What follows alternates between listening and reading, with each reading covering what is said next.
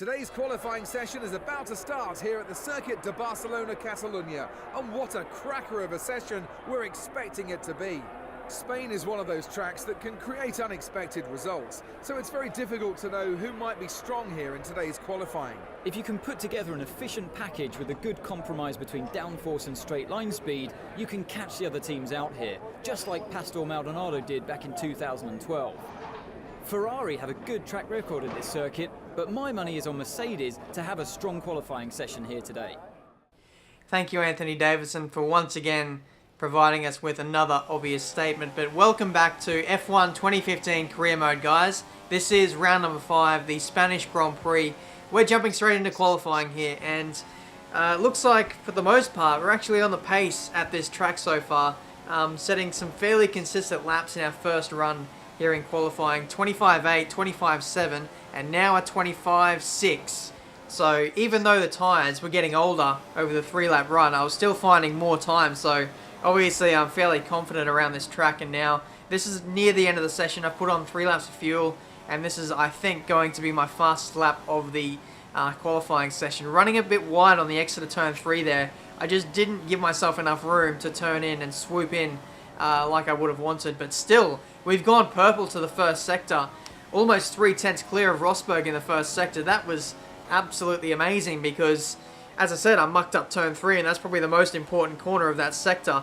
But turn 5, bit of wheel spin there and oversteer. You really got to put on the power as early as you can and just deal with the oversteer just to keep the momentum going. But coming through turn 9 now, love this corner. High speed approach, 5th gear, open the DRS as soon as you hit this straight, and now braking for this hairpin here, right at the 100-meter board. Locked up the rear brakes a little bit there, and it sent me towards the apex a little bit sooner than what I would have wanted, so that cost me a little bit of time there. But now, having to shift into 2nd gear, couldn't quite get the nose in through there, losing just little fractions of time here and there, so the lap wasn't quite perfect. So, at least I know that the car is a little bit quicker than what I got out of it in this qualifying session. But coming up to the line, it will be a 24.2. So despite all the mistakes we made, I was actually really happy to get the grid position we got. So it gives me a lot of confidence heading into the race. Today was Nico Rosberg's day after a frantic final few minutes in qualifying. It was he who came out on top. Well, it was a fantastic result, but he'll know you don't get any points on a Saturday, and to make this a great weekend for the team, he needs to do the same thing tomorrow. So here we are on the grid of the Spanish Grand Prix. Looking at the race strategy, it's a weird one. The engineer has told me to stop 3 times in this race. It's just a 50% race, but he's given me 2 stints to do on the options. Now when I see that, I always think it's a little bit fishy, because if you can do 2 option stints and then a prime stint, why not just do 2 prime stints as 2 stops? So that's what I think I'm going to do. I'm going to go for 2 stops. If the AI go for 3 stops, I think for sure we're going to jump them all, because our tyre wear has literally been really good this season. I think it's because the AI get affected by tyre wear a whole lot more on this game. So that's what I'm going to do. 2 stops.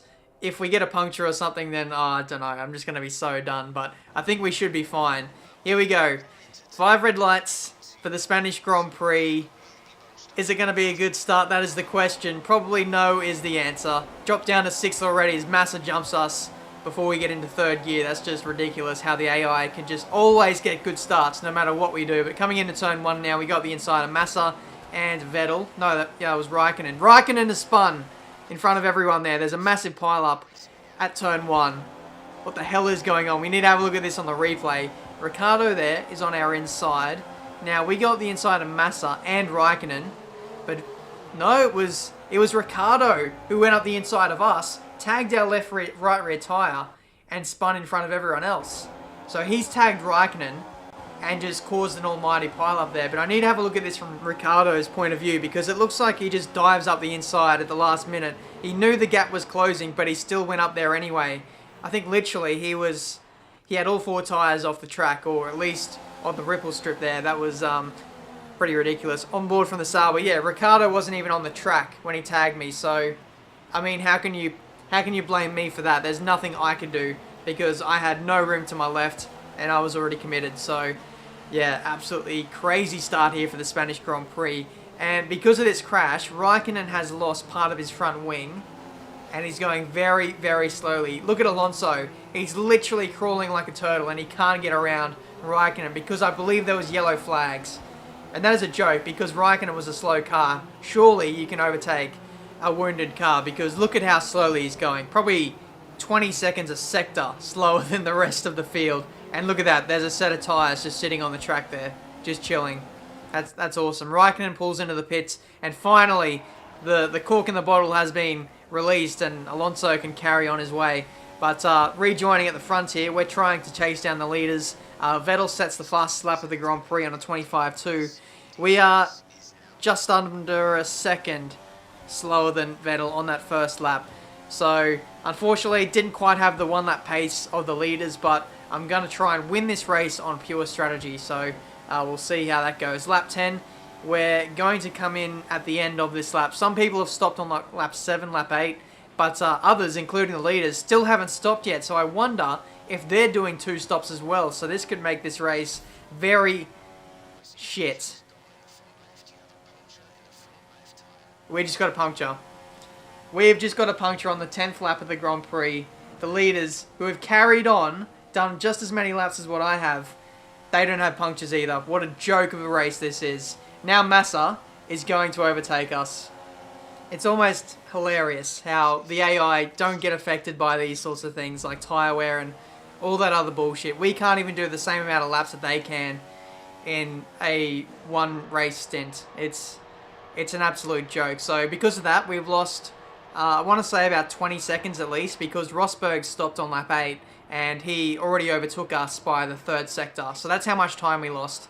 But rejoining on the track, it looks like we still might be in and around the top 10. So if we can continue on this 2-stop strategy, we should be okay at least like sort of in the top 10. Now watch this. Coming out of the pit lane, we're in 6th gear, then it just goes straight down to 2nd.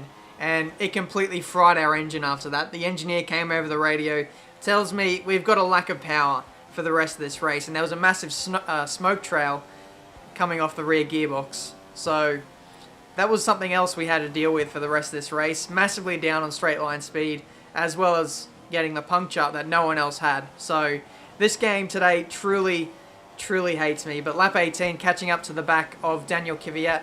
Looks like he's going slowly at this phase of the race. I've got to say, when the AI get to the end of their stints, they do go pretty slowly, and it makes for some interesting race battles there as we go up the inside with the help of DRS. On the replay, you can see all the smoke coming off the back of our car. It's just absolutely ridiculous there. So I don't know how much, straight line speed we lost, but I think it was quite a bit because we lost a lot of time to the leaders, including Vettel, just for the rest of the race. I just couldn't stay with them because I just didn't have any straight line speed. But lap 23, we made our final stop of the race. So the prime tyres, they don't get punctures, so that's a positive as Nazar pulls into the pit lane for his final stop, and that releases us into P5. So looking very good after a very shitty start to the race. We managed to come back very well, overtaking Ericsson, who goes a lap down there. So at this phase of the race, we're trying to chase down our teammate Felipe Massa.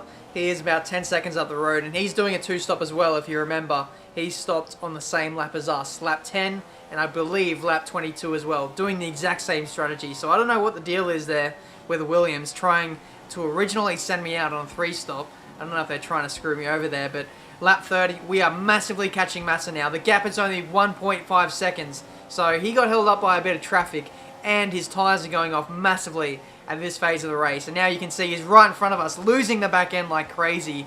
He's just sliding around all over the place in the traction zones. Not so bad there at the exit of turn. Whoa, he still even loses the back end at turn 9. I don't know how that's possible, but he's done that. But we're going to go up the inside now into the hairpin, inside front lockup. We leave him a bit of space on exit. Well, not much, but just enough to get through. But Massa's trying to hold it, loses the back end. He's just got no traction on those tyres. He's just absolutely murdered them compared to us. But final lap now. We've got into 4th place after overtaking our teammate. And now it's just relaxed time. Just bring it home. Look after the fuel. We were actually really good on fuel for this race. So that was a welcome change. As Carlos Sainz, he's had enough of this race. He's pulling into the pit lane. He doesn't even want to finish. We come across the line for a very respectable 4th place.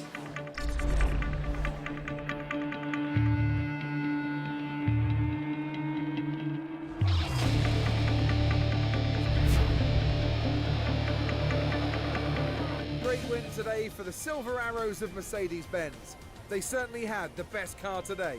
It really was a wonderful performance, and one that the team will be celebrating for some time to come. There'll be plenty more twists and turns to come this season. I hope you can join us at the next race to see just who will come out on top.